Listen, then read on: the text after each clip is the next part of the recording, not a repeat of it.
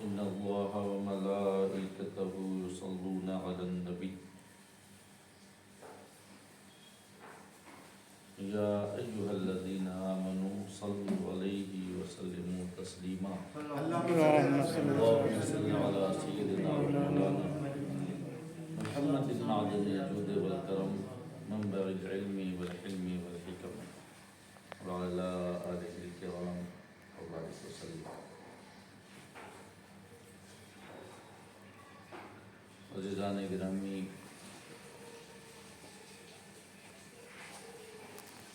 رمضان المبارک کا یہ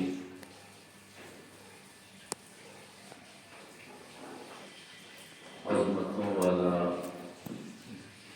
سعادتوں والا اور برکتوں والا مہینہ ہمارے اور آپ کے بیچ سے گزر رہا ہے۔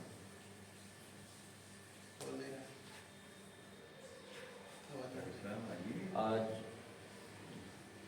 رمضان المبارک کی 8ویں تاریخ ہے۔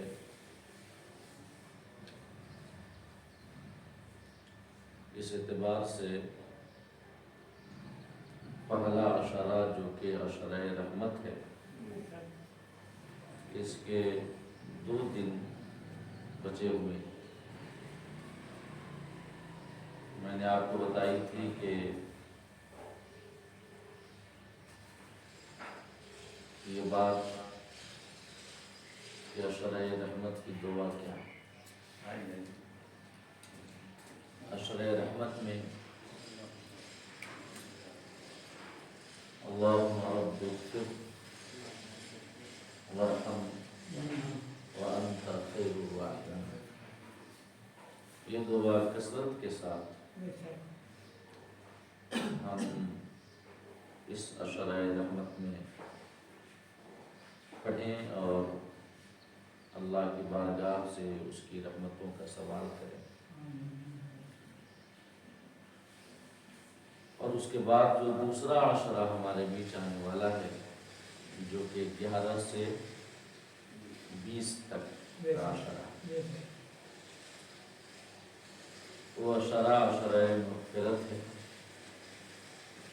بخشش کا عشرہ۔ اللہ پاک بے شمار گنہگاروں کی مغفرت فرماتا ہے۔ حالانکہ رمضان المبارک میں اللہ پاک کی جانب سے مغفرت و بخشش کتنی کثرت سے عطا ہوتی ہے، اس کا اندازہ اس بات سے کریں کہ ایک حدیث میں آیا کہ رمضان المبارک کی پہلی رات میں ہی ان تمام لوگوں کی مغفرت کر دی جاتی ہے جو ہمارے قبلہ یعنی خانہ کعبہ کی جانب رخ کر کے نمازیں ادا کرتے ہیں۔ ایک دوسری روایت میں آیا کہ رمضان المبارک کی ہر شب اللہ پاک 10 لاکھ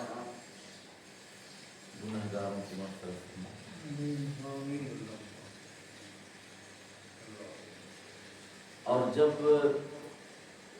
آخری شب آتی ہے رمضان المبارک کی، تو پورے مہینے میں جتنے گنہگاروں کی اللہ رب العزت نے مغفرت فرمائی تھی، آپ ایک حساب لگا سکتے ہیں، بس اندازہ کہ ہر رات 10 لاکھ، تو پورے مہینے میں جتنوں کی مغفرت اللہ پاک فرماتا ہے، رمضان المبارک کی اس آخری رات میں اللہ پاک ان تمام کی تعداد کے مطابق گنہگاروں کی مغفرت فرماتا ہے۔ تو ان احادیث سے اور ان روایات سے ہمیں پتہ چلتا ہے کہ یہ وہ مہینہ ہے جس مہینے میں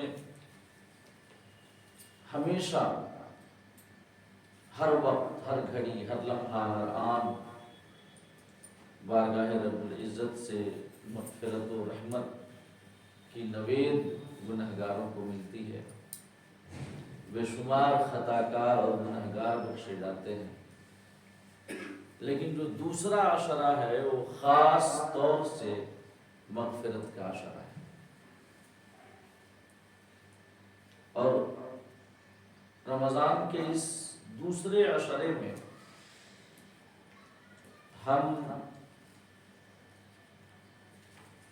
ان مغفرتوں اور بخششوں کا تصور بھی نہیں کر سکتے جو اللہ اپنے بندوں کو عطا کرتا ہے۔ شمار سے باہر بے حساب گنہگاروں کی اللہ رب العزت مغفرت کرتا ہے اور جہنم سے آزادی کا پروانہ عطا کرتا ہے۔ تو یہ جو دوسرا عشرہ آ رہا ہے، یہ عشرہ مغفرت، اور عشرہ مغفرت کی دعا کیا ہے آپ کو پتہ ہے؟ جو کثرت سے ہمیں جس دعا کو ورد زبان رکھنا چاہیے، جو دعا کثرت سے ہمیں پڑھنا چاہیے، وہ استغفار۔ جی، استغفار، استغفر اللہ ربی من کل ذنب واتوب الیہ۔ استغفار کثرت کے ساتھ، یقین جانیں کہ جو استغفار کثرت سے پڑھا کرتا ہے وہ مستجاب الدعوات ہو جاتا ہے۔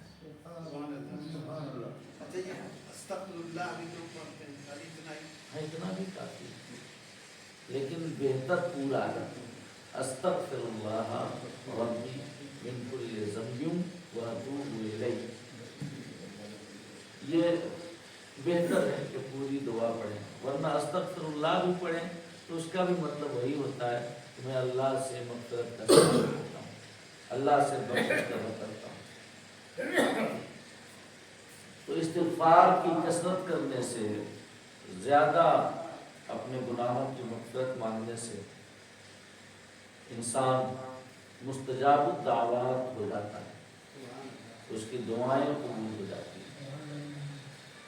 اس حوالے سے ایک واقعہ بیان کیا جاتا ہے کہ حضرت امام احمد بن حنبل رضی اللہ تعالی عنہ، جو کہ 4 اماموں میں سے ایک امام ہے، 4 ان اماموں میں سے جو مجتہد مطلق ہے، ایک امام ہے، ایک مجتہد ہے امام احمد بن حنبل، جن کے پیروکاروں کو حنبلی کہا جاتا ہے، اور جن کی پیروی سیدنا غوث پاک رضی اللہ تعالی عنہ کیا کرتے تھے، جن کی فقہ کی اتباع کیا کرتے تھے۔ تو امام احمد بن حنبل ایک بار ایک علاقے میں گئے، عشاء کی نماز پڑھنے ایک مسجد میں آپ حاضر ہوئے، اور آپ نے چاہا کہ عشاء کے بعد اسی مسجد میں میں آرام کروں گا۔ جیسے جو مسافر ہوتے ہیں جن کا کوئی رکنے کا ٹھکانہ نہیں رہتا، تو مساجد، خانقاہیں، ان کا ایک بہترین مصرف یہ بھی ہے کہ مسافروں کے لیے رات گزارنے کی یہ بہترین اور محفوظ جگہ ہیں۔ تو امام احمد بن حنبل نے عشاء کی نماز ادا کی، اور پھر آپ نے چاہا کہ اسی مسجد میں آرام کروں، اسی مسجد میں رات گزاروں۔ اتنے میں ایک بوڑھا آتا ہے کھڑوس ٹائپ کا، اور اس نے کہا کہ ہمیں مسجد کا تالا لگانا ہے، آپ باہر نکلیے۔ جیسے آج کل نہیں ہوتا ہے کمیٹیوں کا، متولیوں کا، ممبران کا حال، وہ بڑی پہلی نگاہ رکھتے ہیں کہ کون آ رہا ہے کون جا رہا ہے، اور حالانکہ یہ مطلقاً غلط بھی نہیں ہے۔ حالات ایسے ہیں کہ حالات ایسے ہیں کہ ایک نگاہ رکھنی چاہیے، لیکن سب کو ایک ہی ڈنڈے سے ہانکنا بھی نہیں چاہیے۔ ہو سکتا ہے کوئی واقعتاً مجبور ہو، اسے رات گزارنے کے لیے جگہ کی ضرورت ہو، ہے کہ نہیں؟ تو اگر کوئی واقعتاً مجبور ہو، مسافر ہو، اس کے پاس کوئی جگہ نہ ہو، تو ایسے لوگوں کے لیے رات گزارنے کے لیے بہترین جگہیں ہیں، محفوظ جگہیں ہیں، مساجد اور خانقاہیں ان کا ماضی یعنی گزرے ہوئے زمانے سے یہ رفاہی اور خدمات کے کام کے لیے استعمال ہوتا رہا۔ غوث اعظم رضی اللہ تعالیٰ عنہ کی خانقاہ کا خادم ہر رات باہر نکل کر کے ندا کیا کرتا تھا کہ ہے کوئی بھوکا تو آؤ خانقاہ قادریہ میں کھانے کا انتظام، ہے کوئی مسافر جسے رات گزارنے کے لیے جگہ کی تلاش ہو تو آؤ خانقاہ قادریہ میں رات گزارنے کا بہترین انتظام بھی ہے، ہر رات یہ معمول۔ تو حالات کے اعتبار سے تھوڑی نگاہ رکھنی بھی چاہیے کہ کوئی ایسا ویسا نہ رہے، اور سب کو ایک ڈنڈے سے ہانکنا بھی نہیں چاہیے۔ کوئی اگر مجبور ہو تو اسے اجازت ملنی چاہیے۔ مساجد ہیں یہ بہتر ہے کہ لوگوں کے رات گزارنے کے لیے یہ جگہیں کام آئیں، مگر وہ ایک کھڑوس بڈھا تھا، آیا اور امام احمد بن حنبل رضی اللہ تعالی عنہ سے کرختگی کے ساتھ اور درست لہجے کے ساتھ وہ کہنے لگا کہ اب باہر نکالیے، آپ جلدی سے باہر چلیں، مجھے مسجد میں تالا لگانا ہے۔ اس نے باہر نکال دیا۔ رات کا عالم، ہر جانب اندھیرا، اجنبی شہر، کوئی جاننے والا نہیں، کہاں جاتے امام؟ تو اب باہر نکلے تو مسجد کے قریب ایک نان بائی تھا۔ نان بائی وہ تندور میں روٹیاں سینک رہا تھا، روٹیاں لگا رہا تھا۔ تو ان کی نگاہ جب اس تندور پہ اور اس نان بائی کی دکان پہ پڑی تو انہوں نے سوچا کہ چلو وہاں پر بیٹھ جاتا ہوں۔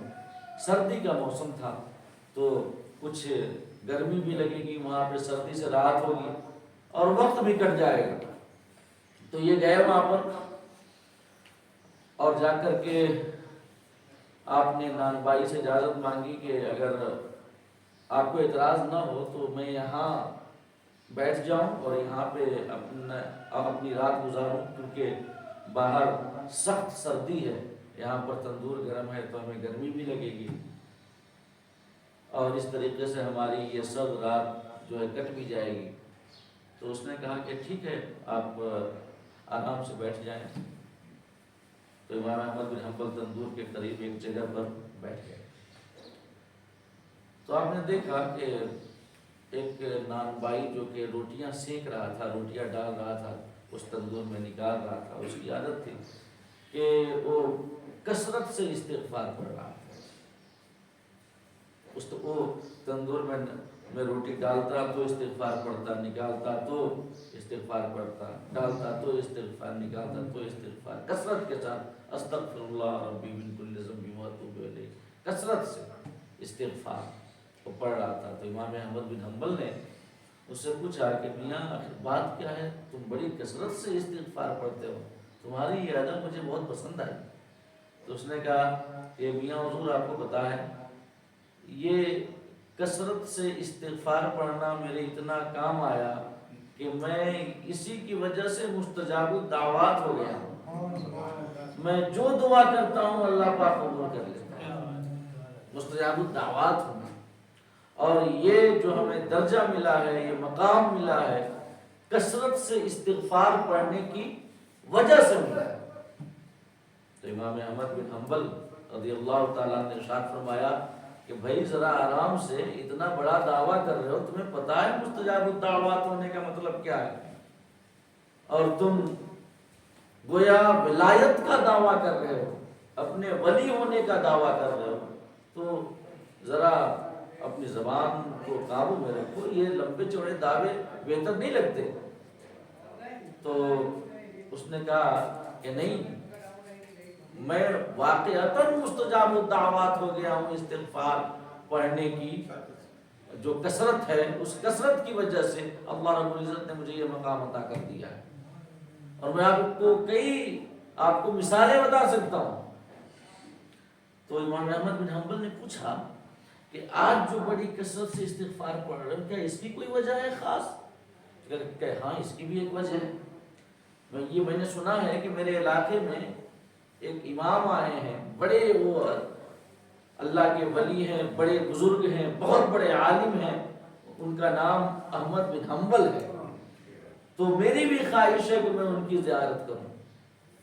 تو میں اپنے مالک سے، جو دکان کا مالک ہے، یہ اس سے بار بار چھٹی مانگ رہا ہوں کہ آپ مجھے اجازت دے دیں کہ میں جا کر کے اس بڑے امام کی زیارت کر سکوں، لیکن کام اتنا زیادہ ہے کہ یہ مجھے چھٹی نہیں دے رہا ہے، مگر میں کثرت سے استغفار پڑھ رہا ہوں، دعا کر رہا ہوں، مجھے یقین ہے کہ ان کی زیارت ہو جائے گی، مجھے یقین ہے کہ ان کی زیارت ہو جائے گی، اور یہ مالک مجھے چھٹی دے گا، میں ان کی بارگاہ میں حاضری دوں گا، ان کی زیارت کروں گا، دستبوسی کروں گا میں ان کی۔ اتنا سننا تھا کہ امام احمد بن حنبل نے ارشاد فرمایا کہ آگے بڑھو، گلے لگ جاؤ، تمہاری دعا قبول ہو گئی، تم یقیناً مستجاب الدعوات۔ میں ہی احمد بن حنبل، اگر تمہارے مالک نے تمہیں چھٹی نہیں دی تو اللہ نے ایسا انتظام فرمایا کہ میں تمہارے پاس آ گیا، تم یقیناً مستجاب الدعوات ہو۔ استغفار کی کثرت کرنے کا ایک فائدہ یہ بھی ہے کہ بندہ مستجاب الدعوات بن جاتا ہے، اس کی دعائیں قبول ہوتی ہیں۔ عشرہ مغفرت بس 2 روز کے بعد ہمارے پاس آنے والا ہے، تو اس عشرے میں ہمیں چاہیے کہ زیادہ سے زیادہ استغفار کریں۔ استغفر اللہ ربی من کل ذنب واتوب الیہ، زیادہ سے زیادہ ہم ورد زبان رکھیں اور رب کی مغفرت اور بخشش میں سے حصہ وافر پائیں۔ اور ایک اور بات جو میں آج آپ کے سامنے بتانا چاہتا ہوں وہ یہ ہے کہ انشاءاللہ جو سورہ کہف کے حوالے سے ہماری گفتگو جاری ہے، آیت نمبر 49، اس کی تفصیل بھی میں آپ کے سامنے مختصراً عرض کروں گا، مگر اس سے پہلے رمضان المبارک کے حوالے سے یہ ایک بات آپ نے سماعت فرمائی، عشرہ مغفرت کے حوالے سے استغفار کا فائدہ کیا ہے، اور دوسری بات یہ کہ رمضان المبارک در حقیقت ایک تربیت کا مہینہ ہے، ٹریننگ کا مہینہ ہے، جو سال میں 1 مہینہ اللہ رب العزت نے ہمارے لیے یہ اس وجہ سے رکھا ہے کہ اس مہینے میں ہماری تربیت دینی خطوط پر ہو جائے اور اس کا اثر باقی کے 11 مہینوں تک ہماری سیرت پر، ہمارے کردار پر نظر آئے۔ اور اس تربیت میں کئی ساری چیزیں ہیں، روزہ ہے، نماز تراویح ہے، اور ختم قرآن ہے، اعتکاف ہے، خاص طور سے بنیادی یہ 4 چیزیں۔ تو روزہ کے حوالے سے ابھی حضرت بتا رہے تھے حافظ انوار صاحب قبلہ، میں زیادہ اس حوالے سے عرض نہیں کروں گا، بس اتنا بتا دوں کہ رمضان کی خصوصی تربیت کا ایک بنیادی جو ایک کورس ہے کہہ لیں، وہ روزہ ہے، اور اس تربیت کا اثر جو روزہ کے حوالے سے اللہ پاک ہماری تربیت کرنا چاہتا ہے، اس کا اثر باقی کے 11 مہینے ضرور ہماری سیرت پر اور ہمارے کردار پر نظر آنا چاہیے۔ اور وہ کیسے؟ اولاً تو یہ کہ ہمارا ایمان، ہمارا عقیدہ اتنا پختہ ہو جائے کہ ہر حال میں اللہ رب العزت ہمیں دیکھ رہا ہے۔ روزے سے، یہ عمل کرنے سے انسان بھوکا ہوتا ہے، پیاسا ہوتا ہے، گھر میں اکیلے ہے، کوئی اس کے ساتھ نہیں ہے، کوئی دیکھ نہیں رہا ہے، سامنے کھانے پینے کی چیزیں موجود ہیں، مگر اس وقت بھی ہم کھانے پینے کی اشیاء کو ہاتھ نہیں لگاتے۔ بھوک کی شدت، پیاس کی شدت، مگر تمام انتظامات کے باوجود ہم نہ تو کھانے کی جانب ہاتھ بڑھاتے ہیں، نہ تو پانی کی جانب ہاتھ بڑھاتے ہیں۔ حد تو یہ ہے کہ جب وضو کرنے کے لیے منہ میں پانی رکھتے ہیں تو پیاس کی شدت کی وجہ سے جب جو پانی ہے نا وہ اور بھی ٹھنڈا اور میٹھا لگتا ہے کہ نہیں؟ لیکن یہ کیا ہے معاملہ کہ ہم منہ میں لے کر اسے کلی کر دیتے ہیں باہر، لیکن اس کا ایک قطرہ بھی حلق کے اندر جانے نہیں دیتے۔ یہ صبر کی انتہا ہے۔ تو کیوں آخر ہم ایسا عمل کرتے ہیں؟ کیوں ہم بھوک پیاس کی شدت کے باوجود کھانوں کو ہاتھ نہیں لگاتے، پانی کو ہاتھ نہیں لگاتے؟ کیونکہ ہمارا یہ عقیدہ ہے کہ ہم نے روزہ رکھا ہے اور اللہ پاک ہمیں دیکھ رہا ہے، اگرچہ کوئی نہ ہو، اگرچہ ہم تنہا ہیں، گھر میں اکیلے ہیں، مگر اللہ پاک ہمیں دیکھ رہا ہے، لوگ جانے نہ جانے، اللہ پاک بہرحال سب کچھ جانتا ہے۔ تو ایک مہینے کی یہ جو تربیت ہے کہ روزے کے عالم میں ہر گھڑی ہمارے دل میں یہ بات جمی رہتی ہے کہ اللہ پاک ہمیں دیکھ رہا ہے، اس تربیت کا اثر باقی کے 11 مہینوں میں بھی نظر آنا چاہیے کہ یہ خیال، یہ عقیدہ اتنا جم جائے ہمارے دلوں میں کہ اللہ دیکھ رہا ہے کہ باقی کے 11 مہینے جب بھی کسی غلط کام کی جانب ہمارے ہاتھ بڑھیں، ہمارے پاؤں بڑھیں، ہم قدم اٹھائیں، غلط چیز کو دیکھنے کے لیے نگاہیں اٹھائیں، تو اس وقت فوراً یہ عقیدہ ہمارا دامن پکڑ لے، کیا کر رہے ہو، اللہ دیکھ رہا ہے کہ نہیں؟ یہ پہلی بات۔ اور دوسری بات کہ جو روزہ ہے اس کی تعریف کیا ہے؟ جب انسان روزے سے ہوتا ہے تو اللہ کی رضا کے لیے وہ کھانے پینے اور ازدواجی عمل سے رک جاتا ہے نا؟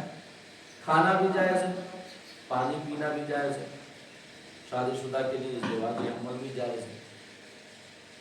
تو جب ہم روزے سے ہوتے ہیں تو جائز کاموں سے بھی ہم صبح صادق سے لے کر کے غروب آفتاب تک رک جاتے ہیں، ہے کہ نہیں؟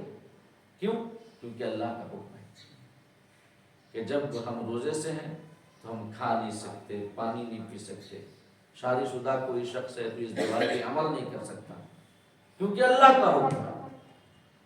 عام حالتوں میں یہ کام جائز ہے، مگر ماہ رمضان میں روزہ رکھ کر ہم ان جائز کاموں سے رک جاتے ہیں اللہ پاک کے حکم کی وجہ سے، تو اس کا اثر باقی کے 11 مہینوں میں ہماری سیرت پر یہ ہونا چاہیے کہ ہم جیسے روزے کی حالت میں ماہ رمضان میں فرمان الہی کی وجہ سے جائز کاموں سے رک گئے، ویسے ہی باقی کے 11 مہینے اسی رب کے فرمان کی وجہ سے ناجائز کاموں سے رک جائیں، حرام کاموں سے رک جائیں، کیونکہ اصل تو اللہ کا فرمان ہے۔ جب اللہ کے فرمان کی وجہ سے ہم ماہ رمضان میں جائز کاموں سے رک سکتے ہیں تو باقی کے 11 مہینے ناجائز کاموں سے کیوں نہیں رک سکتے؟ اور اگر یہ سارے اثرات ہماری سیرت پر ظاہر نہ ہو روزے کے، اور تقوی اور پرہیزگاری جو روزے کا اصل مقصود ہے، اگر وہ اصل مقصود ہمیں حاصل نہ ہو تو آقا کریم صلی اللہ تعالی علیہ وسلم کی حدیث پاک ہے، ابن ماجہ کی روایت ہے، آقا فرماتے ہیں کہ کم من صائم لیس لہ من صیامہ الا الجوع والعطش، کتنے روزہ دار ایسے ہیں جن کو روزہ سے سوائے بھوک پیاس کے کچھ نہیں۔ اگر تقوی اور پرہیزگاری جو مقصود، جو عبادتوں کا مقصود ہے نا، اگر وہ مقصود حاصل نہ ہو تو پھر سمجھ لے ہم نے عبادت تو کی لیکن عبادت کا نور ہمیں حاصل نہ ہو سکا، اور عبادت کا نور تب ملتا ہے جب عبادتوں کا مقصود ہمیں حاصل ہو جائے، اور روزے کا مقصود کیا ہے؟ تقوی اور پرہیزگاری کا حصول۔ اللہ فرماتا ہے نا کہ یا ایھا الذین آمنوا کتب علیکم الصیام کما کتب علی الذین من قبلکم لعلکم تتقون، روزے اس وجہ سے فرض کیے کہ تاکہ تم متقی ہو جاؤ، یہ روزے کا اصل مقصود ہے۔ اور اللہ پاک نے تقوی حاصل کرنے کی راہ کی جو رکاوٹیں تھیں اس ماہ رمضان میں ان رکاوٹوں کو بھی دور کر دیا، یعنی تربیت کے لیے ایک بہترین فضا اللہ رب العزت نے ہمارے لیے بنائی ہوئی ہے۔ مثال کے طور پہ جب ہم بچوں کی تربیت کے لیے اسکولز کھولتے ہیں، کالجز یا مدارس کھولتے ہیں، تو ہم ان مدارس اور اسکول کے جو ماحول ہوتا ہے اس ماحول کو تعلیمی اور پڑھنے پڑھانے والا بناتے ہیں، اور ایسی فضا وہاں پر بنانے کی کوشش کرتے ہیں کہ تاکہ بچوں کی تعلیم میں اور ان کے تعلم میں کسی قسم کا فرق نہ آئے، ہے کہ نہیں ہے؟ کوشش ہوتی ہے کہ ہمارا کیمپس جو ہے شور و غل سے دور ہو اور وہاں پہ یہ سکون کا ماحول ہو اور وہاں پر ہر قسم کا وہ تمام انتظام موجود ہو جو کہ تعلیم کے لیے، تعلم کے لیے، تربیت کے لیے ضروری ہے، ہم کوشش کرتے ہیں۔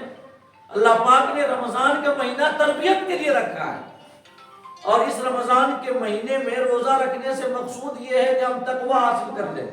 اس مقصود کو حاصل کرنے کے لیے کہ ہم متقی بن جائیں، پرہیزگار بن جائیں، اللہ پاک نے کیسے انتظامات فرمائے کہ سب سے پہلے آسمان کے دروازے کھول دیے گئے، آسمان کے دروازے کھول دیے گئے تاکہ ہم جو بھی نیک عمل کریں وہ نیک عمل ڈائریکٹلی رب کی بارگاہ میں مقبول ہو۔ دوسرا انتظام یہ کیا اللہ پاک نے کہ جنت کے دروازہ کو کھول دیا۔ جنت کا دروازہ، اس کی ایک کشش ہوتی ہے، اس وجہ سے کھول دیا کہ لوگ زیادہ سے زیادہ جنت میں جانے والے کام کریں۔ جہنم کا دروازہ بند کر دیا گیا، اس کی بھی ایک کشش ہوتی ہے۔ اس کا فائدہ یہ ہے کہ لوگ جہنم میں لے کر جانے والے کاموں کو کرنے سے رک جائیں، جہنم کی کشش سے بچ جائیں، اور ساتھ ہی ساتھ شیاطین کو جکر دیا گیا اس وجہ سے کہ تاکہ کوئی ہمیں گمراہ کرنے والا، وسوسہ دلانے والا نہ ہو۔ یہ سارے انتظامات کیا ہیں؟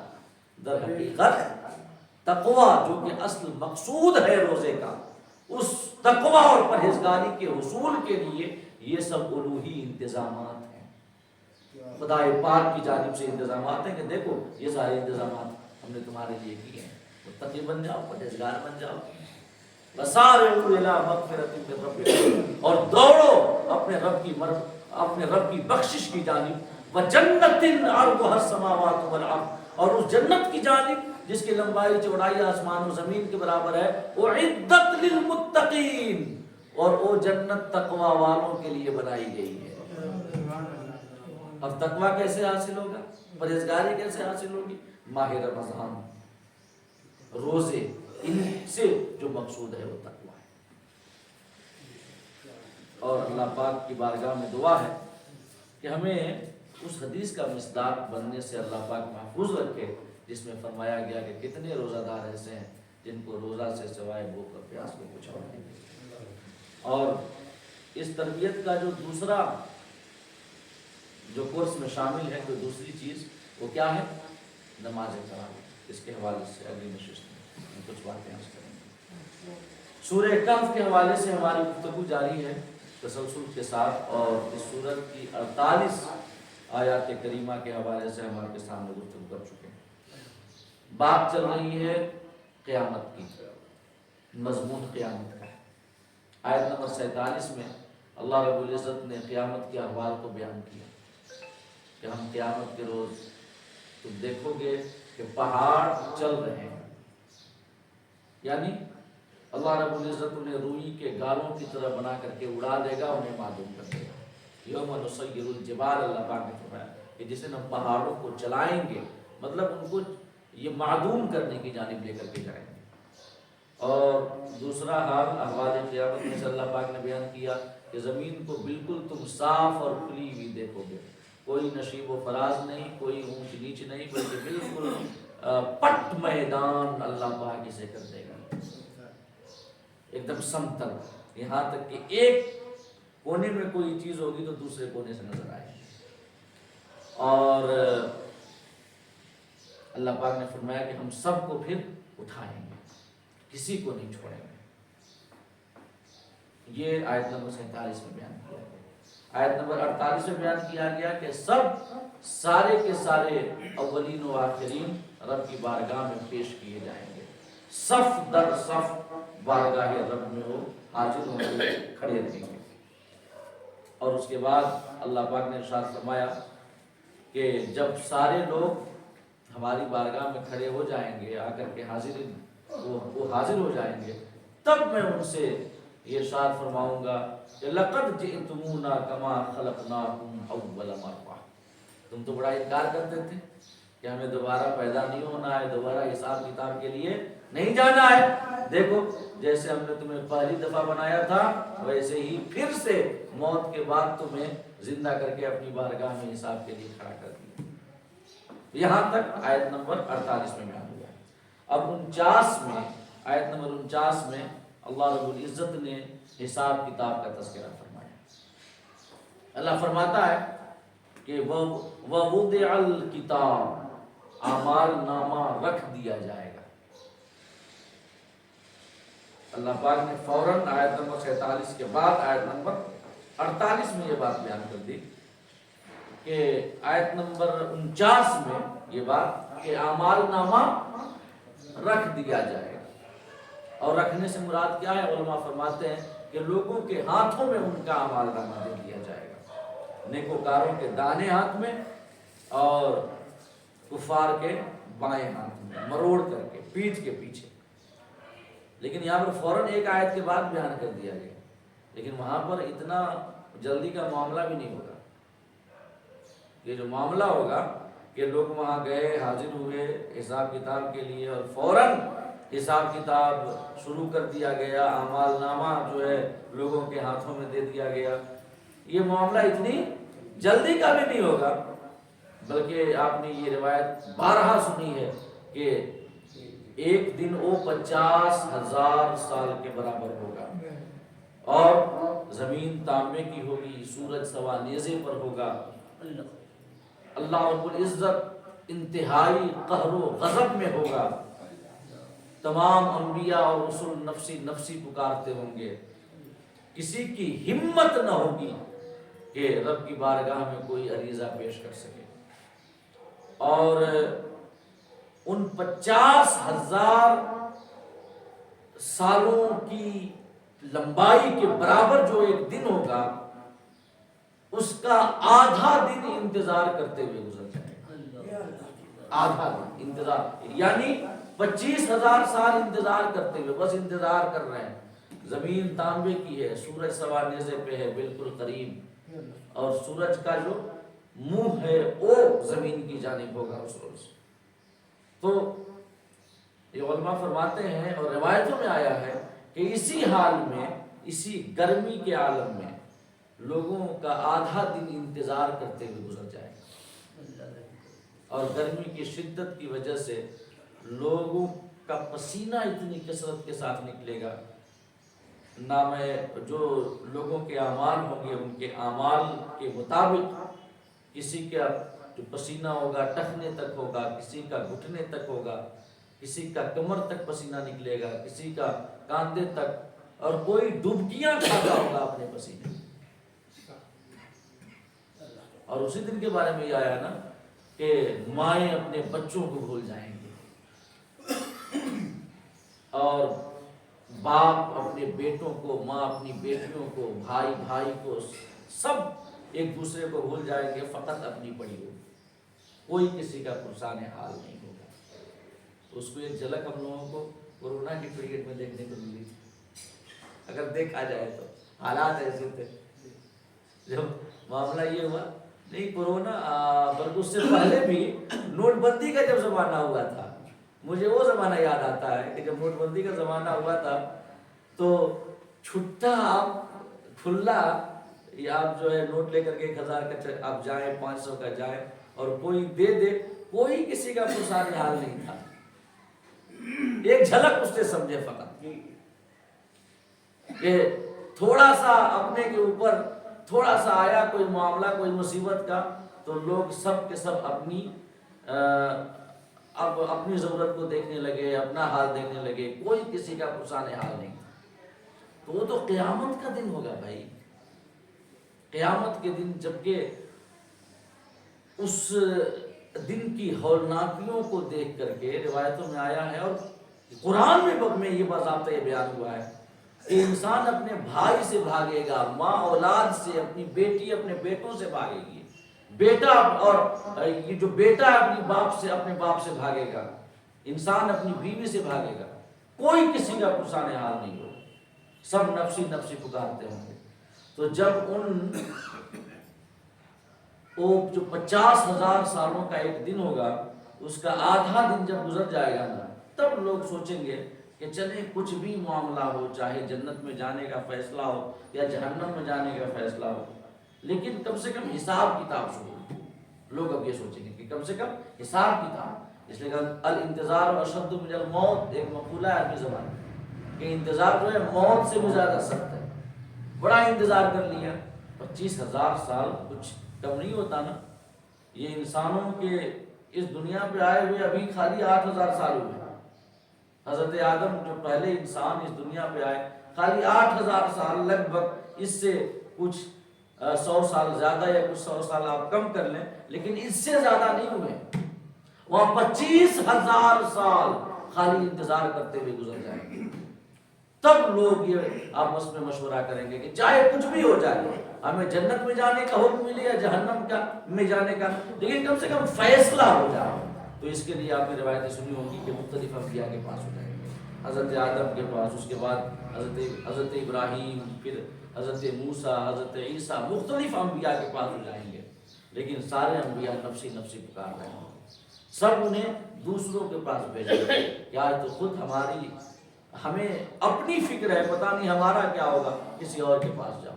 مگر لوگ جب سب درباروں سے گھومتے ہوئے آخر میں آقائے دو جہاں جناب محمد رسول اللہ صلی اللہ تعالی علیہ وسلم کی بارگاہ میں حاضر ہوں گے تو آقا پر انا لہا انا لہا انا لہا کی صدائیں ہوں گی. کہاں گھومتے پھر رہے ہو، کہاں جا رہے ہو؟ آؤ، میں اسی کے لیے ہوں کہ تاکہ دکھیاروں کا میں کام آؤں، غم کے ماروں کے غموں کو دور کروں، مصیبت زدوں کے آنسوؤں کو پوچھوں. آقا کریم صلی اللہ علیہ وسلم انا لہا کی صدائیں لگا رہے ہوں گے تو لوگ عرض کریں گے کہ یا رسول اللہ، یہ آدھا دن 25,000 سال کے برابر یہ مسافت ایسے ہی انتظار میں گزر گئی. آپ رب کی بارگاہ میں شفاعت کریں کہ چاہے جو فیصلہ ہو مگر کم سے کم حساب کتاب تو شروع ہو. لوگ عرض کریں گے آقا دو جہاں صلی اللہ علیہ وسلم اس وقت سجدے میں گریں گے. کچھ کلمات اللہ پاک آپ کو سکھائے گا، ان کلمات کے ذریعے آپ اللہ پاک کی حمد و ثنا بیان کریں گے. اللہ پاک اس کے بعد فرمائے گا کہ ارفع رأسک یا محمد، اے محمد سر اٹھائے، قل تسمع، کہیں سنا جائے گا، سل تعطا، مانگے عطا کیا جائے گا، اشفع تشفع، شفاعت کریں قبول کی جائے گی. تب آقا کریم اپنا سر سجدے سے اٹھائیں گے اور اللہ کی بارگاہ میں عرض کریں گے کہ مولا بڑی دیر ہو گئی انتظار کرتے کرتے، تمہارے بندے سخت پریشان ہیں، ان کا حساب کتاب تو جلد شروع فرما. آقا کریم کی شفاعت کی برکت سے حساب کتاب کا سلسلہ شروع ہو جائے. اور یہی وہ مقام ہے جسے مقام محمود کہا جاتا ہے کہ جب آپ کے وسیلے سے، آپ کی شفاعت سے جب لوگوں کا حساب کتاب شروع ہو جائے گا اور انتظار کا معاملہ ختم ہوگا، تب سارے کے سارے لوگ، اگلے پچھلے، کیا مومن کیا کافر، کیا سنی کیا بدعتی، چاہے وہ جس مذہب کا ماننے والا ہو دنیا میں، سارے انسان آقا دو جہاں کی حمد و ثنا اور تعریف کریں گے. اسی کو مقام محمود کہتے ہیں. عسیٰ ان یبعثک ربک مقاما محمودا. اللہ پاک نے فرمایا نا کہ محبوب ان قریب اللہ پاک آپ کو مقام محمود عطا کرے گا. مقام محمود یعنی سارے کے سارے آپ کی تعریف کریں گے. آج چاہے جو بھی باتیں ہوں، آج چاہے جو بھی کہہ لیں کہ کسی بھی بندے کے کہنے سے کچھ نہیں ہوتا، کسی بھی بندے کے وسیلے اور شفاعت سے کچھ نہیں ہوتا، مگر کل قیامت کے روز وہ سارے کے سارے فریاد کرتے ہوئے تمام انبیاء کے پاس پہنچیں گے. یہاں چاہے کہہ لیں کہ اللہ کے علاوہ کسی اور کو پکارنا شرک ہے، صرف فریاد کریں تو رب کی بارگاہ میں کریں، مانگے تو صرف اللہ سے مانگے، یہاں کہہ لیں، لیکن وہاں پر ضرور فریادیں لے کر کے سب کی بارگاہ میں جائیں گے، کیونکہ ڈائریکٹلی رب کی بارگاہ میں کوئی عریضہ پیش کرنے کی ہمت نہیں ہوگی. تو اور یہ حدیث کا مفہوم ہے. آقا فرماتے ہیں کہ قیامت کا روز جو کہ سب سے بڑی ہولناکی کا دن ہے، لوگ پہلے آدم سے فریاد کریں گے، پھر ابراہیم سے، پھر موسیٰ سے، پھر عیسیٰ سے، یہاں تک کہ مجھ سے فریاد کریں گے. تو چاہے آج جو بھی کر لیں، لیکن وہاں سب فریاد کریں گے. وہ کیا حضور عرب کا شعر ہے کہ آج لے ان کی پناہ، آج مدد مانگ ان سے، پھر نہ مانیں گے قیامت میں اگر مان گیا. اور اگر کیا مان گیا وہاں تو ماننا ہی ہے، کیونکہ سب کچھ یہ حضور مفتی اعظم ہند یا علامہ حسن رضا کا ایک شعر ہے کہ فقط اتنا سبب ہے انعقاد بزم محشر کا کہ ان کی شان محبوبی دکھائی جانے والی ہے، ورنہ وہ تو سب جانتا ہے کہ کس کے حصے میں کتنی نیکیاں ہیں، کس کے نام اعمال میں گناہوں کی سیاہی ہے، کس کے نام اعمال میں فقط نیکیاں ہی نہیں، وہ تو سب جانتا ہے۔ اور یہ جو بزم محشر کا انعقاد، یہ حساب، یہ کتاب اس وجہ سے ہے کہ تاکہ انسانیت جب مصیبت زدہ ہو، لوگ جب پریشان ہوں، جب لوگ اپنے گناہوں کی وجہ سے جہنم کا پروانہ ملنے پر چیخ پکار کر رہے ہوں، اس وقت میں ان کا مددگار بنا کر اپنے محبوب کو پیش کروں اور ایسے لوگوں کے دلوں میں اپنے محبوب کی عظمت اٹھاؤں۔ فقط اتنا سبب ہے انعقاد بزم محشر کا کہ ان کی شان محبوبی دکھائی جانے والی ہے۔ اللہ دکھانا چاہتا ہے کہ دیکھو یہ ہمارا محبوب ہے، کہ جس کے لیے یہ ساری بوقلمونیاں ہیں، یہ سارے انتظامات اور یہ ساری جو رنگ و رس اور یہ ساری زینتیں ہیں، کائنات کی بہاریں ہیں، یہ فقط ان کی وجہ سے ہے۔ اگر یہ نہ ہوتے تو کچھ نہیں ہوتا ہے کہ نہیں، کہ ان کی شان محبوبی دکھائی جانے والی۔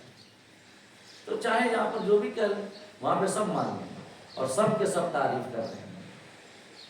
اعلیٰ کا شعر مجھے بڑا پیارا لگتا ہے اور یہ پورا کلام ہی لاجواب ہے۔ تو کہتے ہیں قرآن کے بارے میں معاذ اللہ موازنہ یا مشابہت ہرگز نہیں کہہ رہا، بلکہ ایک عام سی بات آپ کو بتانا چاہتا ہوں کہ قرآن کا ہر لفظ، اس کا ہر جملہ فصاحت و بلاغت کے اس معیار پہ ہے کہ اگر کوئی اس میں کچھ رد و بدل کر دے نا تو وہ لفظ ہی کہے گا کہ ہم قرآن سے نہیں۔ یہ فصاحت و بلاغت، ان فضل کلام اللہ علی سائر الکلام کفضل اللہ علی الخلق کلی، کیونکہ اللہ کے کلام کی فضیلت دنیا کے سارے کلاموں پر ایسے ہی ہے جیسے خود اللہ کی فضیلت اس کی ساری مخلوقات۔ تو بغیر تشبیہ و تمثیل کے جو نعتیہ شاعری میں، اردو زبان میں نعتیہ شاعری میں جو مقام حضور اعلیٰ حضرت کا ہے، ان کے اشعار ایسے ہوتے ہیں کہ ان کے اشعار میں کوئی رد و بدل کر دے، کوئی تشبیہ نہیں ہے۔ پھر ایک بار میں عرض کر دوں، زمانہ بڑا خراب ہے، بڑی جلدی فتویٰ لگا دیا جاتا ہے کہ نہیں؟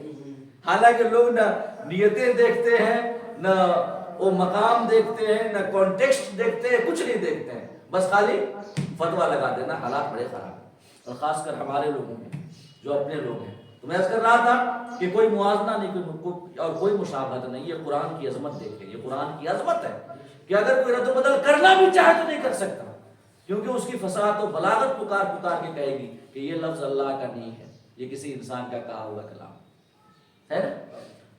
حضور اعلیٰ حضرت کا جو شعر نعتیہ شاعری میں آپ کا مقام اتنا عظیم ہے، اور میں تو کہتا ہوں کہ اگر آپ تغزل کی جانب آتے نا تو غالب اور اقبال جیسے لوگ آپ کی بارگاہ میں جو ہے وہ شاگردانہ حاضر ہونا اپنی سعادت سمجھتے ہیں۔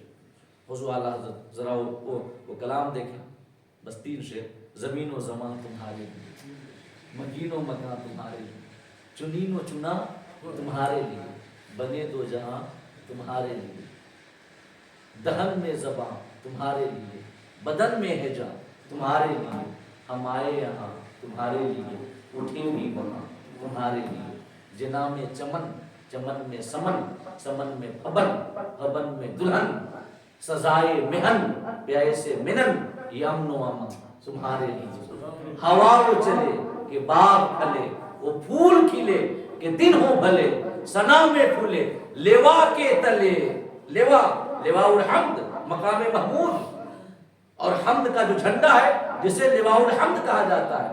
سنیں حضور اعلیٰ حضرت کا کتنا عظیم شعر ہے کہ ہوا وہ چلے کہ باغ پھلے، وہ پھول کھلے کہ دن ہو بھلے، ثنا میں پھولے لواء کے تلے، رضا کی زبان تمہارے لیے۔ کیا عظیم شعر، کیا مطلب فصاحت ہے، کیا بلاغت، قرآن پاک کی ترجمانی۔ بے شک بے شک۔ اور میں اس کہنا چاہوں گا کہ یہ ایسے اشعار ہیں کہ کوئی اگر یہاں پر رد و بدل کرنا چاہے نا تو لفظ ہی پکار کے کہے گا کہ نہیں، میں یہ امام نے مجھے نہیں کہا ہے، اس شعر میں رد و بدل ہوا ہے، یہ کلام الامام نہیں ہے، کیونکہ کلام الامام بھی امام الکلام ہوتا ہے کہ نہیں؟ ہمارے رضا کی شان اتنی بڑی ہے۔ ہاں جو حسد جلن والے ہیں وہ حسد کرتے رہیں، قسم قسم کی باتیں کرتے رہیں، حسد کا کوئی علاج نہیں سوائے موت کے۔ شیخ سعدی نے یہ کہا ہے، اے حاسدو مر جاؤ، کہ تمہارے اس حسد کا علاج سوائے موت کے اور کچھ نہیں ہے۔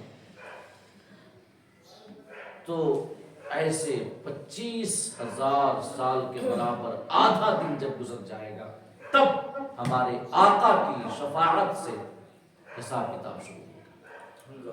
اب اسی حساب کتاب کا ذکر یہاں ہے کہ اللہ فرماتا ہے وَوُضِعَ الْكِتَابُ، اعمال نامہ رکھ دیا جائے گا، اور رکھ دیا جائے گا سے مراد یہ ہے، حضرت مقاتل کہتے ہیں کہ سب کا اعمال نامہ ان کے ہاتھوں میں دے دیا جائے گا۔ جو نیک ہوں گے ان کا اعمال نامہ دانے ہاتھ میں، اور جو فساق و فجار و کفار ہوں گے ان کا اعمال نامہ بائیں ہاتھ میں، مروڑ کر کے پیٹھ کے پیچھے۔ اس کے بعد اللہ فرماتا ہے فَتَرَى الْمُجْرِمِينَ مُشْفِقِينَ مِمَّا فِيهِ، تو پھر تم دیکھو گے، یا تو خطاب اپنے محبوب سے ہے کہ محبوب تم دیکھو گے، یا تو ہر سننے والے سے کہ اے سننے والے تو دیکھے گا کہ جب اعمال نامہ لوگوں کے ہاتھوں میں دیا جائے گا تو اس وقت جو مجرمین ہوں گے، جو گناہگار ہوں گے، فساق و فجار اور کفار و مشرکین ہوں گے، وہ اپنے اعمال نامے سے ڈر رہے ہوں گے۔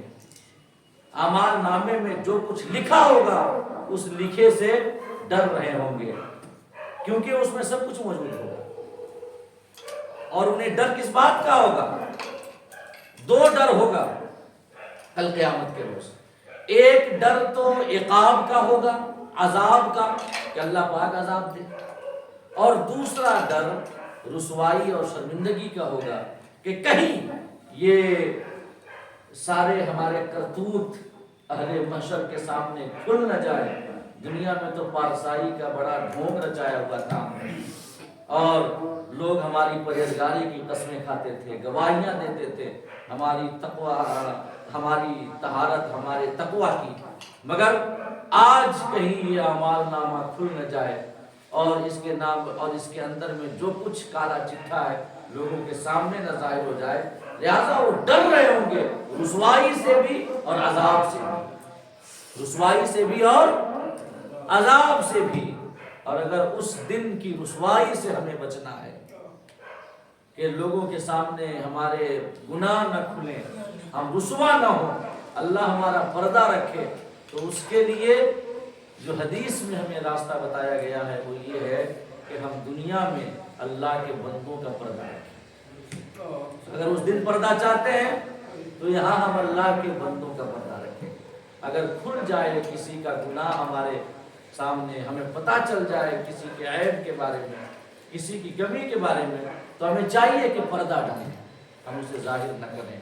اللہ کے رسول فرماتے ہیں من ستر مؤمنا فی الدنیا سترہ اللہ یوم القیامہ، جو دنیا میں کسی مومن کی پردہ پوشی کرتا ہے اللہ پاک قیامت کے دن اس کی پردہ پوشی فرمائے گا۔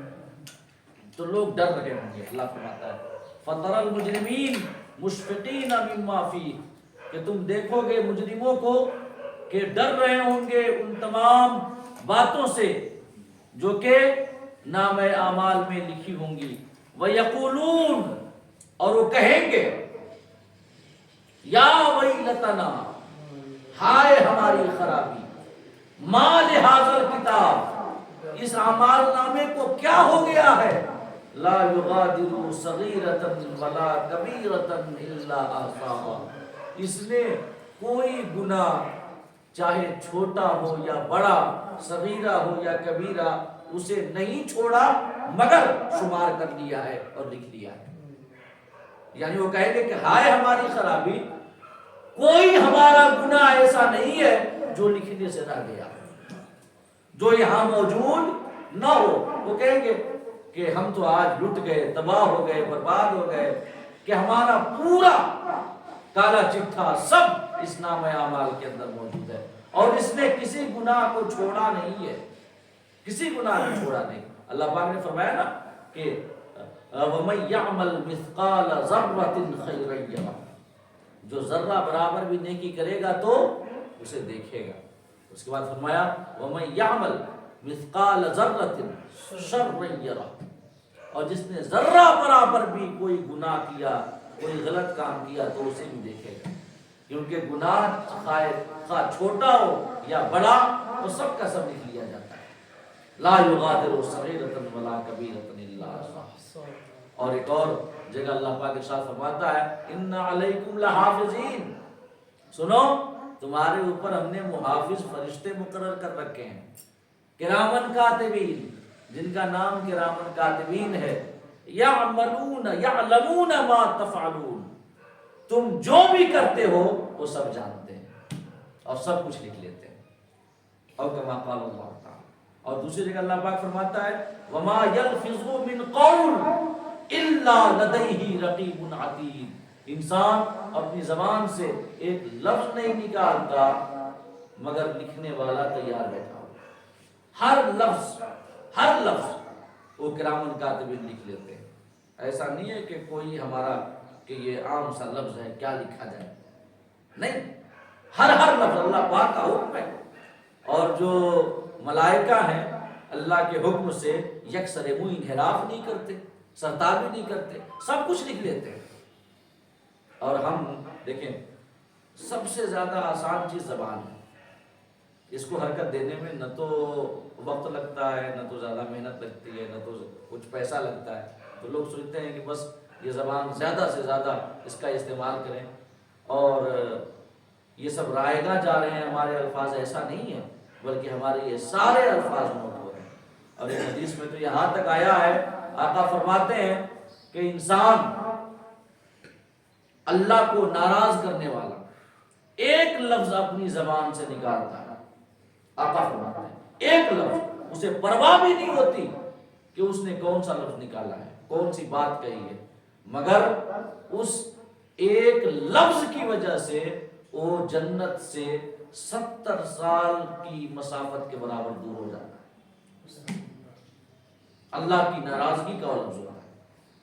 اور آقا آگے فرماتے ہیں کہ پھر انسان ایک لفظ اپنی زبان سے اللہ کی حمد و ثنا میں اور اللہ رب العزت کو راضی کرنے والا اپنی زبان سے نکالتا ہے کہ جس لفظ کے ذریعے اللہ راضی ہو جاتا ہے، اور پھر اسے پرواہ بھی نہیں ہوتی کہ اس نے کون سی بات کر دی ہے، مگر اللہ رب العزت اسی ایک لفظ کی وجہ سے اسے جنتی جو ہے لکھ دیتا ہے اور جنت کا حقدار بنا دیتا ہے، کیونکہ رحمت حق بہانہ بھی جو ہے اللہ کی رحمت بخشش کے لیے بہانے ڈھونڈتی ہے کہ نہیں؟ تو اللہ فرماتا ہے تو کہیں گے کہ اس نے تمام گناہوں کا احاطہ کر لیا ہے، خواہ چھوٹا خواہ بڑا، گناہ صغیرہ اور کبیرہ میں سے کسی کو نہیں چھوڑا۔ اس کے بعد فرمایا اللہ پاک نے، اب یہاں پر ایک بات رہ رہی ہے گناہ صغیرہ اور کبیرہ کی، اور اس کی تفصیل کی کہ کون سا گناہ صغیرہ ہے، کون سا گناہ کبیرہ ہے، گناہ صغیرہ اور کبیرہ میں بیسک ڈیفرنس کیا ہے، یہ تمام باتیں اس لیے کہ وقت ہو چکا ہے، اگلی نشست میں ہم آپ کے سامنے بھی تفصیل عرض کریں گے۔ اس کے بعد اللہ پاک نے فرمایا انشاءاللہ، اس کے بعد فرمایا وَوَجَدُوا مَا عَمِلُوا حَاضِرًا، اور انہوں نے جو بھی کیا ہے سب کو اپنے سامنے پائیں گے۔ جب اعمال نامہ ان کے ہاتھوں میں دیا جائے گا تو جو بھی ان کے اعمال ہوں گے سب سامنے موجود ہوں گے۔ اس کے بعد فرمایا وَلَا يَظْلِمُ رَبُّكَ أَحَدًا، تیرا رب کسی کے اوپر ظلم نہیں کرتا۔ ایسا نہیں ہوگا کہ کسی نے کوئی گناہ نہیں کیا اور اس کے نام اعمال میں وہ گناہ لکھ دیا گیا، یا کسی نے کوئی نیکی کی اور وہ نیکی اس کے نام اعمال میں نہیں لکھی گئی، یا کسی دوسرے کا گناہ لا کر کے اس کے نام اعمال میں لکھ دیا گیا، یا اس کی نیکی کسی اور کے نام اعمال میں لکھ دیا گیا، ایسا ہرگز نہیں ہوگا۔ لا یظلم ربک احدا، کیونکہ اللہ پاک کسی کے اوپر ظلم نہیں کرتا۔ میں اکثر اس حوالے سے جب یہ بات آتی ہے تو غالب کا ایک شعر میں سناتا ہوں، آپ لوگوں کو غالباً سنا بھی ہوگا آپ نے۔ غالب نے کہا تھا، کیونکہ اب ظاہر سی بات ہے شراب کے نشے میں وہ بندہ اشعار لکھتا تھا، تو کس قسم کے اشعار کہے گا؟ اب اس سے یہ تصوف کے یا ولایت و معرفت کے اشعار کی توقع تو نہیں کی جا سکتی، تو اس نے ایک شعر لکھا ہے یقیناً اردو ادب میں بڑا نام ہے اس کا، بس اس کو خالی ایک ادبی نقطۂ نظر سے دیکھیں، باقی کسی اور نقطۂ نظر سے نہیں۔ غالب نے کہا تھا کہ پکڑے جاتے ہیں لکھے پہ فرشتوں کے نام، پکڑے جاتے ہیں لکھے پہ فرشتوں کے نام، آدمی کوئی ہمارا دم تحریر بھی تھا۔ مطلب کہ جب کوئی دستاویز لکھا جاتا ہے تو دونوں فریق کے آدمی کا وہاں ہونا ضروری ہے نا۔ اب یہاں تو ہمارا کوئی آدمی تھا نہیں جب یہ لکھا جا رہا تھا، تب اس کو ہم کیسے صحیح مان لیں اور اس لکھے پر کیسے ہم کو پکڑا جا رہا ہے؟ معاذ اللہ، حالانکہ یہ غلط ہے نا، لیکن یہ ادبی اعتبار سے ایک قدرت دیکھ کے خیال بندہ جو بھی ہو یقیناً بڑا شاعر تھا، لیکن ہم یہ تو نہیں کہتے کہ اللہ کا ولی تھا۔ لیکن سنیں اس حوالے سے یہ غالب کی شاعری ہے کہ پکڑے جاتے ہیں لکھے پہ فرشتوں کے نام، آدمی کوئی ہمارا دم تحریر بھی تھا۔ اللہ رب العزت نے ملائکہ کو ہمارے اعمال لکھنے کے حوالے سے جو احکامات دی ہیں، وہ احکامات کیسے ہیں؟ اگر ہم اس حدیث کو سنتے ہیں جو میں آپ کے سامنے پیش کرنے والا ہوں تو یقیناً آپ سمجھیں گے کہ اللہ پاک نے جو حکم دیا ہے ہمارے اعمال کو لکھنے کے حوالے سے وہ ہمارے لیے سراپا رحمت ہے اور ہمارے اوپر اللہ پاک کا احسان ہے۔ حضرت ابو ہریرہ رضی اللہ تعالی عنہ روایت کرتے ہیں، حدیث قدسی ہے کہ اللہ فرماتا ہے کہ جب میرا بندہ، فقط اس کا ترجمہ اور مفہوم سن لیں، وقت کی کمی ہے، کہ جب میرا بندہ کسی گناہ کا ارادہ کرے تو جب تک اسے کر نہ لے تب تک مت لکھنا۔ اللہ نے یہ ملائکہ کو حکم دے رکھا، وَلَا يَظْلِمُ رَبُّكَ أَحَدًا، ظلم نہیں کرتا، وہ تو سراپا رحمت ہے، وہ اس کی ذات جو ہے بے شمار رحمتیں عطا کرتی ہے، وہ رحمان ہے، رحیم ہے، سب کو عطا کرتا ہے، اس کی رحمت تمام چیزوں کو محیط ہے۔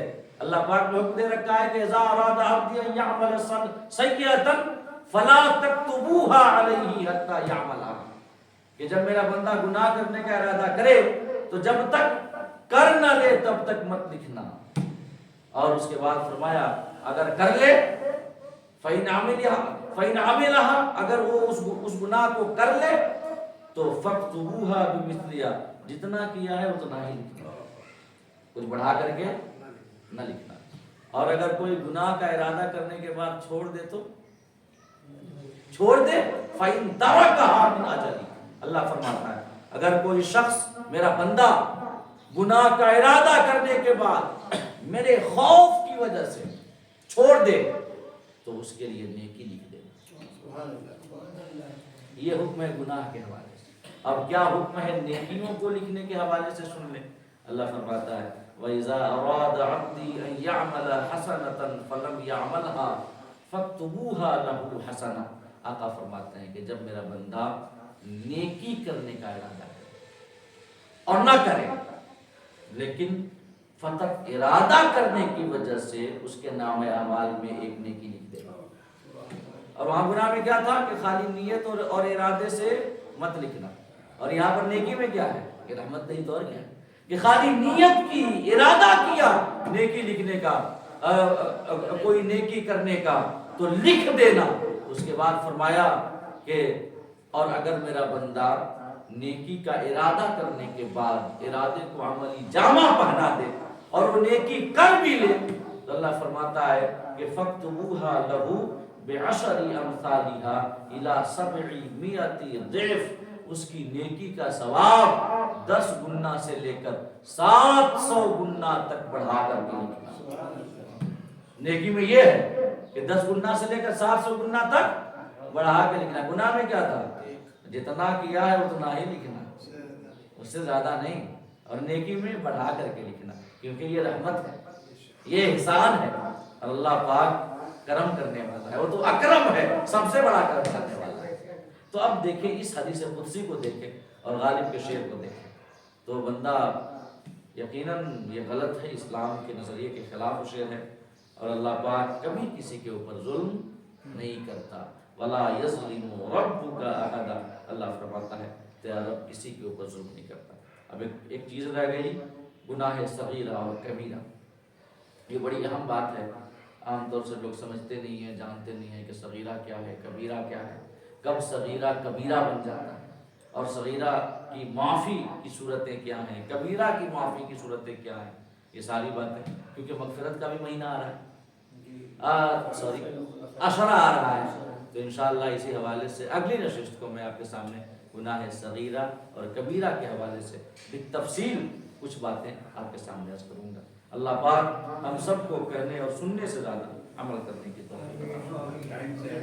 اور ذرا اس بات کا خیال رکھیں کہ 9:30 بجے سے لے کر 10:30 بجے تک آج کل جو ہے یہ درس قرآن کی ٹائمنگ ہے، اور 9 بجے محفل کا آغاز ہو جاتا ہے۔ ہاں کبھی کبھی 9:15 بجے بھی ہوتا ہے، انوار بھائی آنے میں لیٹ کر دیتے ہیں، لیکن 9:30 بجے لگ بھگ میں یہاں بیٹھ ہی جاتا ہوں اکثر، 9:30 بجے یا 2 منٹ 4 منٹ آگے پیچھے، لیکن 9:30 بجے درس قرآن شروع ہو جاتا ہے۔ اب حضرات سے گزارش ہے کہ وقت پر تشریف لائیں اور ساتھ ہی ساتھ نیکی کی دعوت بھی دیں۔ اسلام دین دعوت ہے، یہ پھیلا ہے دعوت کی وجہ سے۔ صلح حدیبیہ کے بعد اتنی کثرت سے کہاں پھیلا؟ پہلے تو اتنی کثرت سے نہیں پھیلا تھا، ہے نا؟ 6 ہجری کے بعد بڑی کثرت سے اسلام پھیلا ہے، کیونکہ اس کے بعد امن و امان کا دور تھا اور زیادہ سے زیادہ دعوت و تبلیغ کے مواقع میسر آئے صحابہ کو۔ تو ہمیں بھی چاہیے کہ ہم نیکی کے کاموں کی دعوت دیں لوگوں کو، انہیں لے کر کے آئے، انہیں بتائیں، اور اگر ہم میں کا ہر شخص زیادہ نہیں ایک آدمی کو لے کر کے آ جائے گا نا تو انشاءاللہ پورا معلوم ہو جائے گا۔ اللہ پاک ہم سب کو نیکیاں کرنے کی توفیق عطا فرمائے۔ یقین جانیں جس کو لے کر کے آئے گا نا یہ بہت بڑا فرق ہے۔ جب آپ کسی کو لے کر کے یہاں آئیں گے اور یہاں پر کوئی بات سنے گا، سیکھے گا، عمل کرے گا، تو جب تک اس بات پر عمل کرے گا، چاہے جہاں عمل کرے، چاہے جہاں، آپ کو ثواب ملتا ہے۔ اس نے اگر کسی کو بولا تب تو یہ ملٹیپل ہو گیا، یہ مطلب بڑھتا جائے گا نا، ان کو جتنا بانٹے گا اصل جو سبب ہے ان کو ملتا رہے گا۔ تو اور حضور حافظ ملت، یہاں پر ایک بات یاد آ گئی، مختصر عرض کر دوں اگر آپ کی اجازت ہو تو۔ حضور حافظ ملت اکثر مسجد اور مدرسہ میں تعاون کا فرق بتایا کرتے ہیں۔ حضور حافظ ملت علیہ رحمۃ والجماع جن کی کوششوں سے سنیوں کی ناک، سنیوں کی جان، سنیوں کی شان الجامعۃ الاشرفیہ یو پی کے ضلع اعظم گڑھ کے قصبہ مبارک پور کے اندر آن بان شان کے ساتھ کھڑا ہے آج، اور یقیناً ہمارے لیے وہی ایک آن بان اور شان اور ناک سب کچھ ہے۔ اگر اس کو کچھ ہو جائے تو ہماری ناک بھی کٹ جائے گی، سب کچھ کٹ جائے گا، کچھ نہیں بچے گا۔ لاجواب ہے کہ نہیں؟ 10 سال پہلے جی، تو حضور حافظ ملت اس کے بانی ہیں۔ تو جب لوگوں کو فرق بتایا کرتے تھے مسجد میں تعاون کرنے کا اور مدرسوں میں تعاون کرنے کا، تو کہا کرتے تھے کہ جب ہم مسجد میں تعاون کریں گے، مسجد میں کنٹریبیوٹ کریں گے، تو جب کوئی اس میں آ کر کے نماز پڑھے گا تب ثواب ملے گا۔ یا اسی محلے کا ہے، وہ باہر جا کر کسی اور مسجد میں نماز پڑھ لیا تو اس کی نماز کا ثواب ہم کو نہیں ملے گا۔ جیسے کہ جس مسجد کو بنانے کے لیے ہم نے حصہ لیا، ہم نے تعاون کیا، تو کوئی بھی نمازی جب آ کر کے اس میں نماز پڑھے گا تب ثواب ملے گا۔ اگر وہی نمازی کہیں اور جا کر کے نماز پڑھے گا تو ثواب نہیں ملے گا۔ لیکن مدرسہ میں تعاون ثواب کے اعتبار سے کتنا زیادہ ہے کہ وہ فرماتے ہیں حضور حافظ ملت کے کوئی مدرسے میں آ کر کے نماز پڑھنا سیکھے گا، اب پوری زندگی وہ جہاں بھی نماز پڑھے گا آپ کو ثواب ملے گا، چاہے جس علاقے میں پڑھے، جس صوبے، جس دیش میں، ارے باہر چلا جائے آؤٹ آف کنٹری، وہاں بھی نماز پڑھے گا تو آپ کو ثواب ملے گا۔ یہ مدارس میں تعاون کا ثواب ہے، اس لیے کہ یہ علم ہے، اور علم پر تعاون جو ہے یقیناً تمام صدقہ جاریہ میں سب سے بہتر صدقہ جاریہ ہے۔ حضور حافظ ملت کہا کرتے تھے کہ مدرسے میں اگر ہم تعاون کریں تو وہاں پر جو کوئی بھی پڑھے گا اور کتنے حفاظ پیدا ہوں گے، علماء پیدا ہوں گے، وہ جا کر کے پڑھائیں گے وہ دوسرے کو، دوسرے تیسرے کو، تو ایک یہ صدقہ جاریہ جو بنے گا نا، یہ صدقہ جاریہ ہمارے نام اعمال میں نیکیوں کا اضافہ کا ایک اہم ذریعہ ہوگا۔ اور اس کے بعد وہ جہاں جا کر نماز پڑھے ثواب ہمارے کھاتے میں لکھا جاتا رہے گا، برخلاف مسجد کے کہ جب کوئی اس مسجد میں آ کر کے پڑھے گا تبھی ثواب ملے گا، گھر میں پڑھ لیا تو ثواب نہیں ملے گا۔ لیکن مدرسے میں ہم نے حصہ لیا ہے یا مدرسے کی کسی بھی طریقے سے کفالت کی ہے، ذمہ داری اٹھائی ہے، کوئی بھی کام کیا ہے، علمی کام، یا یہاں پر آپ لے کر کے آئے، یہ بھی علمی کام، یہ بھی ایک مدرسہ ہے، یہ بھی ایک مدرسہ ہے۔ تو یہاں پر جو بھی سیکھے گا وہ چاہے جہاں نماز پڑھے، گھر میں پڑھے، مسجد میں پڑھے، اپنے شہر میں پڑھے یا باہر جا کر کے پڑھے، کہیں بھی پڑھے، لوگوں کو سکھائے تو ثواب ہمارے نام اعمال میں لکھا جاتا ہے۔ لہٰذا یہ نیکی کا کام ضرور ہمیں چاہیے کہ زیادہ سے زیادہ کریں۔ ہمارے مسعود چچا اللہ پاک ان کو سلامت رکھے، ان کی صحت و سلامتی میں برکتیں عطا فرمائے۔ بڑی محنت کرتے ہیں، ہر اتوار کو کم سے کم 10 لوگوں کو یہ فون کرتے ہیں، یقیناً اللہ پاک سلامت رکھے انہیں۔ اور جب بات آ گئی ہے تو ایک اور بات میں آپ کے سامنے جو بڑا اہم یہ ہے اعلان آپ کے سامنے کرنا چاہوں گا کہ آپ حضرات کو پتہ ہے کہ المصطفیٰ اکیڈمی تقریباً 1.5-2 سالوں سے اپنی تعلیمی، دینی اور علمی خدمات جاری رکھے ہوئے ہیں، اور اسی تنظیم کے جو افراد ہیں انہی افراد کی خاص طور سے کوششوں اور محنتوں کا ثمرہ ہے، جن میں سے 3-4 ہمارے سامنے آپ کو نظر، بلکہ 5 ہمارے سامنے نظر آ رہے ہیں۔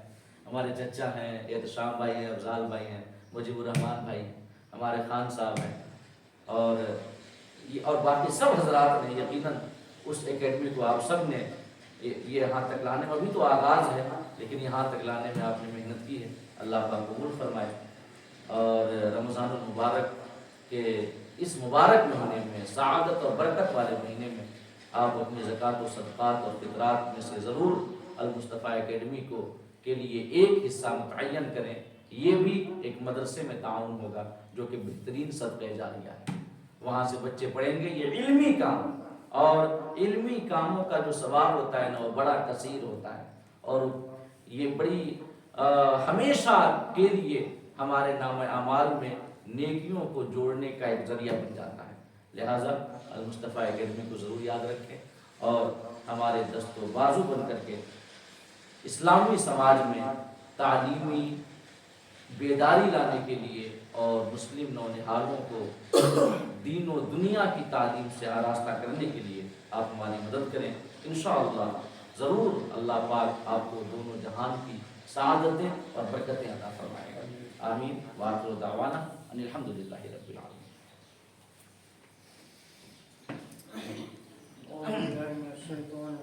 بسم اللہ الرحمن الرحیم۔ قد جاءکم من اللہ نور و کتاب مبین۔ تحقیق تمہارے پاس رب کی جانب سے آیا ایک نور، ایک روشن کتاب۔ اس نور سے مراد ہم سب کے آقا کریم صلی اللہ تعالی علیہ وسلم کی ذات گرامی تھی۔ اس کتاب سے مراد قرآن مجید، فرقان حمید تھا۔ اللہم صلی علی سیدنا و مولانا محمد معدن الجود والکرم وعلی آلہ وبارک وسلم۔ جب رب نے چاہا کہ وہ جانا جائے اور پہچانا جائے تو اس نے اپنے نور سے اپنے نبی کا نور کو پیدا فرمایا۔ اسی نور کو جب حضرت آدم علیہ نبی جینا علیہ السلام کے پیشانی اقدس میں جلوہ گر فرمایا، نسلاً بعد نسل پاک سلبوں سے پاک بطنوں میں وہ نور منتقل ہوتا ہوا، حامل نور کو زمانے پر ممتاز مستقر فرماتا ہوا، سب سے آخر میں آپ کے والدہ حضرت آمنہ رضی اللہ تعالیٰ عنہ کے بطن اقدس میں جلوہ گر ہوا۔ وہی نور جب اس خاندانگیتی پر تشریف لا رہا تھا، تمام ملائکہ مقربین سبھی کھڑے ہو کر غلامانہ انداز میں صلاۃ و سلام کا نذرانہ پیش کر رہے تھے۔ وہ عین وقت میلاد پاک تھا۔ آئیے دوسرے کی یاد میں چلے جائیں۔ یا نبی سلام علیکہ، یا رسول سلام علیکہ، یا حبیب سلام علیکہ، صلوات اللہ علیکہ۔ طلع البدر علینا من ثنیات الوداع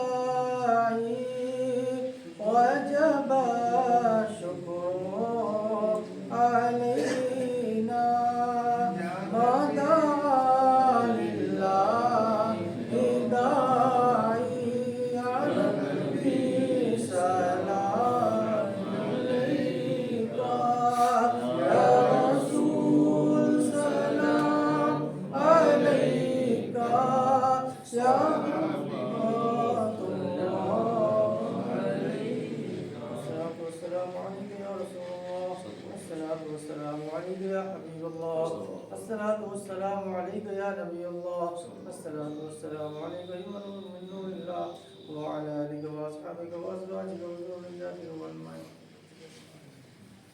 اللهم صل على سيدنا ومولانا محمد بن عظيم الجود والكرم وعلى آله الكرام وبارك وسلم.